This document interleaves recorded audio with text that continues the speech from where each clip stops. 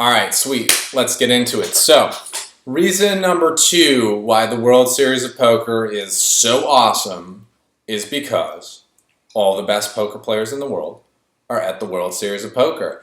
And this year, I was lucky enough to get to live with a few of said best players in the world.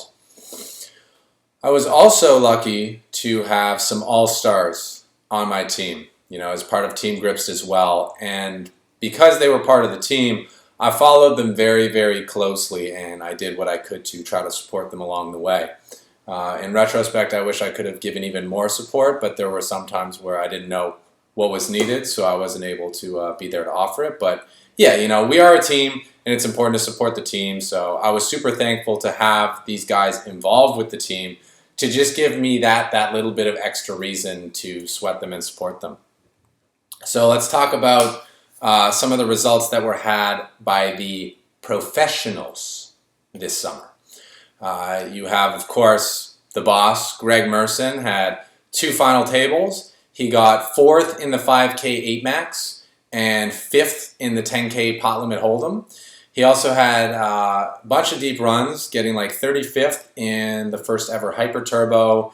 He also went deep in a 1K PLO event. And from what I understood, he did okay in the cash games as well. Looking at the results, Greggy cashed for close to $250,000 in the tournaments. And something worth mentioning that's not going to show up on his GPI or his Hendon Mob is that he bubbled the 10K 6 max. This year, he literally bubbled the 10K 6 max, and last year he finished 2 off of the money. And then slightly before that, he won that tournament. So it goes to show that this kid knows how to go deep in that format and is definitely very consistent when it comes to performing well in 6 max no limit hold'em poker tournaments. Next up, from the young guns, the new schools, the Team Grips proteges, we had Ben Heath making his first career final table in one of the tougher events, certainly the 3K 6 max, where he took 6th place for $77,000.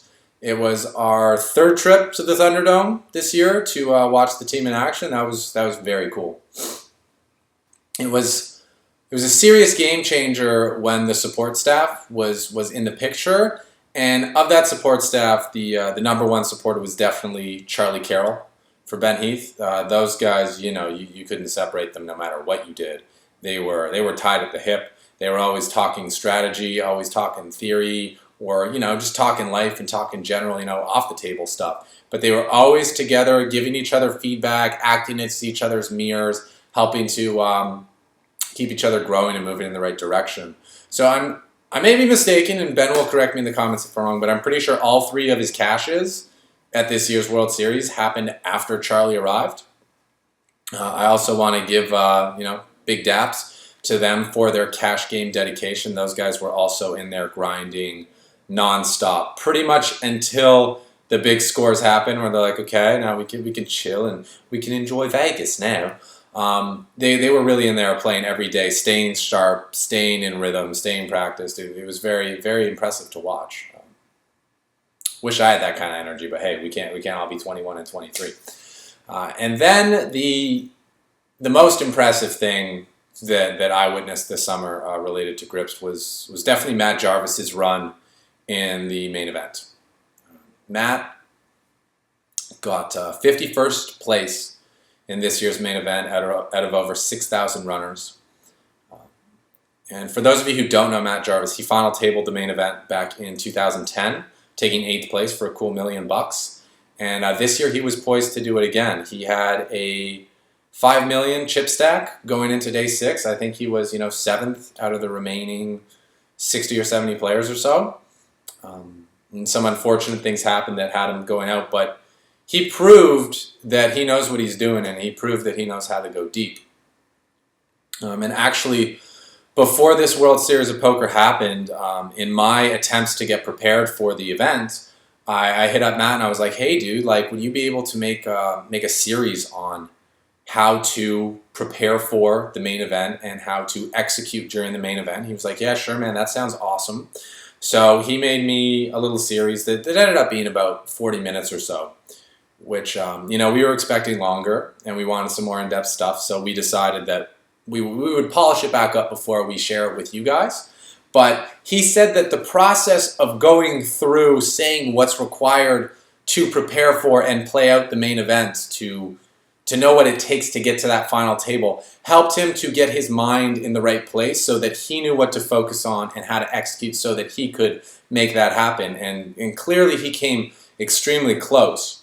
And I do know that on day 6, with ESPN kind of taking over, there were some things that they said he couldn't do, like writing down hands on his phone, that he had been doing prior to, that really disrupted his rhythm and took him off his A game. But we'll have him on one of the streams down the road to actually talk more about that, where he can actually speak from his own perspective and talk about his experience. But I do know that thinking about how to prepare for it was very helpful, and we had a couple of really good coaching sessions back and forth to help get his mind in the right place and help get my game in the right place so that we could both have really good summers this year. So thanks MJ.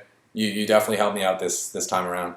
Also, MJ got 46 in the 5K 6 max, which was the same event he won a bracelet in 2011. So again, consistency among the good players. It's really good to see. Some other pros that I got to learn from were, just all of them. We had a booth located right across from the Amazon room. So basically, when people were playing day 2s or playing those non-no limit hold'em events in the afternoon, they had to cross by our booth to then go in and play. So I was able to see who showed up on time, who showed up, who decided to late reg, who was, still looking really sharp as the summer went on, who was the worst for wear, how people were, carrying themselves, what they were doing on the breaks in between, each 2-hour session of play.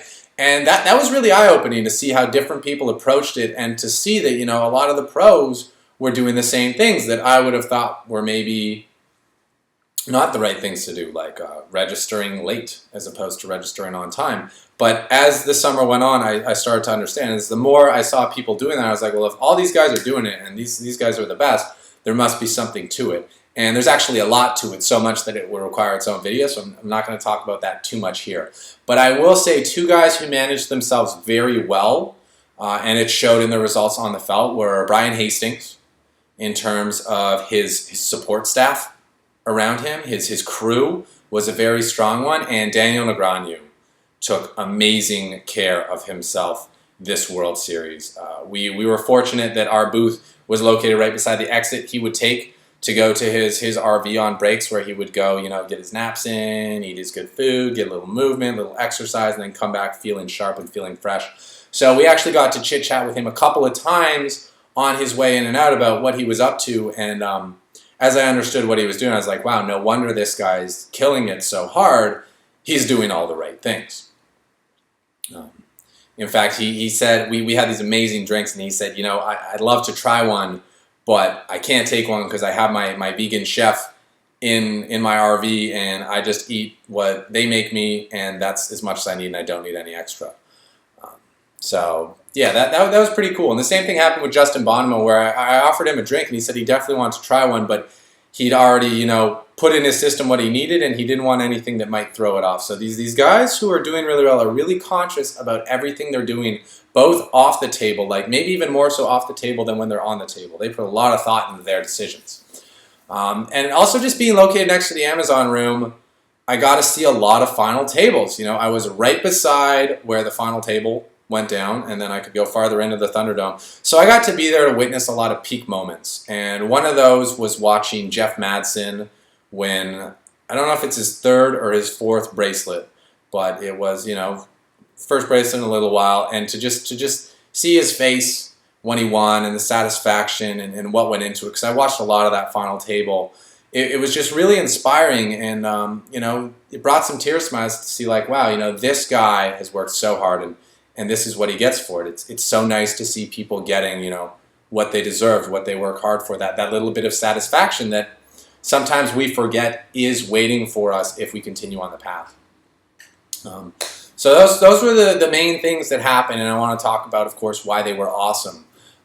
First, getting to see behind the scenes what leads to results is really, really important, because the TV only shows you a very select part of the picture. They show you some hands, And they show you the person who's holding the trophy or the bracelet and all the money and everyone cheering, and they show you all the good stuff, but they don't show you the hard work that went into that. They do some interviews with the players, obviously, but the questions they choose are very specific, and they ignore a lot of stuff that's happening behind the scenes. So to actually get to live with these guys and see what they're doing day to day to then be able to play on such a high level was very, very eye-opening. I mean, I saw a lot of this when I lived with Greggy, and I do some of it myself, but to see how, 7 different guys approach it and the different results that those 7 of them are getting based on how they're approaching it says a lot. Then to see how, the biggest winners are approaching it live at the Rio, which was very important too. So I learned a lot from that.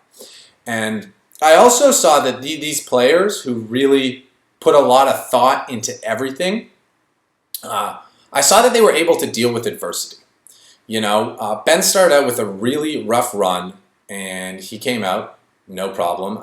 MJ was bricking every tournament, and he got his shit together for the ones that mattered, pulled it off.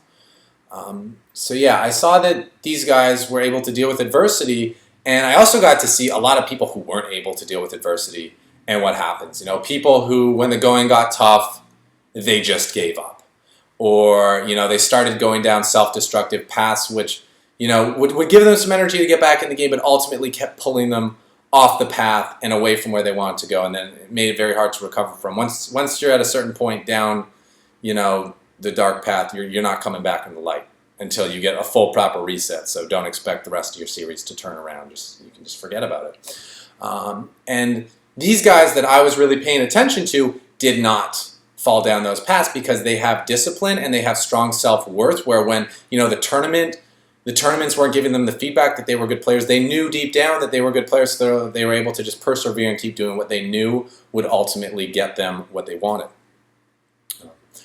A true measure of success is, can you do it consistently? It's not just about, can you hit the one-hit wonder, can you keep doing it consistently? And I like to take a Nas quote for this one. And it's, oh, you went platinum. Yeah, that's nice. Now let me see you do the same thing twice. 3 times, 4 times, then a couple of more times. Please, your amateur night, it's showtime. And the people who are real professionals, who are not amateurs, are the ones who can do it consistently, who come back every year, bringing more skills to the table and making more money and more results. It's that simple. If you can only do it once, then you're doing something wrong. You should be able to repeat what you did before and be able to build on that. So what I really saw is that, yes, these guys, the Greg Mersons, the Ben Heaths, the Matt Jarvis, the Daniel Negreanus, the Brian Hastings, these guys can do it consistently. And that means if you do what they do, then you could do it consistently too. And that if I do what they do, I could do it consistently too. It's very simple. Follow the formula, get the results. So it was awesome because, like I said, I got to see, feel, and really experience why all the hard work was worth it. When I saw these peak experiences, I'm like, that's what we hustle for. That's what we grind for. That's why we do that homework, is so we can get that moment. And to get to see that moment day in, day out, because there are so many bracelet events going on, I just got the constant reminder, like, yeah, this is why you do this. This is why you work hard. This is why you put effort into your game, so that one day you can be that guy who's holding that bracelet with that stack of chips and the money, and all his friends there around him cheering him on, being like, way to go, man. You did it. Because, it's really easy to get frustrated and down, thinking that that peak moment is never going to come.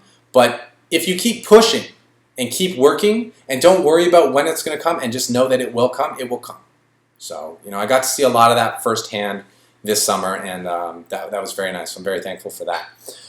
Now, in terms of what I learned from this, and if I had to put it down to like 1 or 2 things, the first one would be that those who put the most effort into their preparation, who take their practice the most seriously, not just their performance, but their practice, they're the ones who get the best results and who will continue to get the best results until they stop doing what it is that got them there.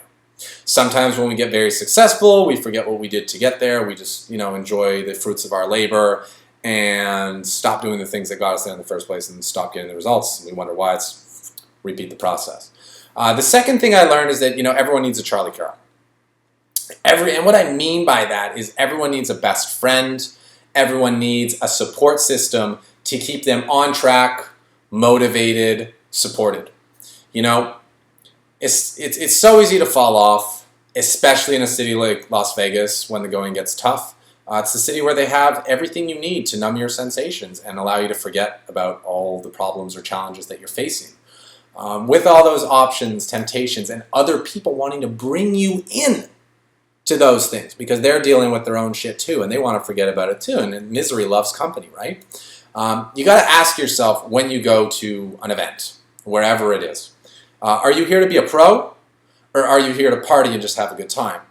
Because a pro can do both, but he knows the order of operations, you know? Like your mathematics, you got to divide and subtract and then do your addition and subtract. And you got to multiply, divide, PEMDAS, right? Parentheses, exponentials, multiplication, division, subtraction, addition, PEMDAS, something like that. Order of operations is work hard, then play hard.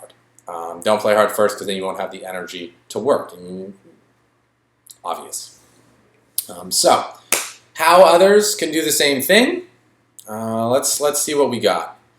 A lot of what these guys got was the results of a lot of sustained effort and a lot of work put in. So there isn't just one magic thing I can tell you, but I can point you in the direction so that you can, get access to their minds, their systems, their habits, and maybe you can learn to do the same ones. So the first one is definitely sign up to the mailing list at gripst.com because we got some really cool stuff coming, and that's how I'm going to share it with you guys. For example, I am going to be doing some things with Matt Jarvis, possibly, reviewing his main event run.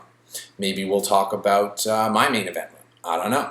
Maybe we'll actually get that program together that I talked about that he made for me, and we'll do the version 2 for the people, not just for the Evan Jarvis. And that will be communicated through the mailing list. I would also encourage you to follow him on Twitter at @MattJarvisPoker. I'm pretty sure we're also going to be getting some videos from Charlie and Ben. So those will be announced via the mailing list. And finally, I would strongly encourage you to tune in to Greggy's live streams. If you aren't following him on Twitter, follow @GregMerson because that's where he announces them. And he often does Q&As, live Q&As with no delay. So that's your chance to ask him about the things that TV doesn't choose to talk about, where you can really find out what goes into getting those results. We live in a very connected world these days. I'm talking to you wherever you are in the world, and you can do the same with a lot of people through social media. So take advantage of it, but be respectful of people's schedules. Don't expect them to be able to respond to you just because you're free right now. Doesn't mean they're free right now. Okay? So that's what I learned. That's how you can do the same. That's what happened and why it was awesome. I want to thank the true professionals who reminded me again that hard work and dedication, but most importantly, the pure, insatiable drive to succeed is what it takes to get results in this game. Because the people who were getting the results were the people who were putting in the hours constantly. And even if they weren't putting hours in on the table, they were very specific about how they rested and recovered. That's kind of how I put in my hours to be able to get my results. But yeah, I really appreciate you guys being such great examples for myself and for all the aspiring poker players out there. Hopefully you guys can learn just as much from them as I've been fortunate enough to do over the years. Peace.